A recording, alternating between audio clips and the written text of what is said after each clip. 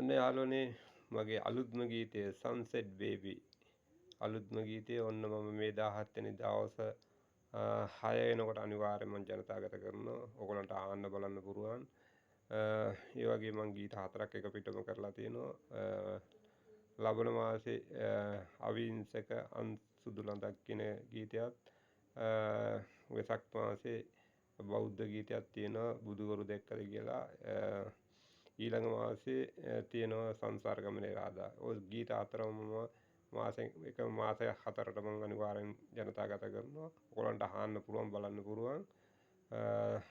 මේ 17 වෙනිදා Sunset Baby ගීතය මම ජනතාවගත කරනවා. ඔයගලන්ට අහන්න බලන්න පුළුවන්. මගේ යාළුවන්ට මම කාලයක් තිස්සේ ඉඳලම කිව්වා දෙනවා කියලා ගීත ටික මට දෙන්න අපහසු වුණා. ඔන්න දැන් කාලේ හරි මම වීඩියෝ එකක් දෙන්නම් මේ 17 වෙනිදා.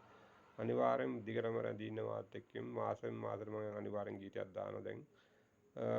රෙගී ගීත තියෙන්නේ බලන්න පුළුවන් අහන්න පුළුවන්. එහෙමනම් යාළුවනේ ලයික් කරන්න කමෙන්ට් කරන්න ෂෙයා කරන්න.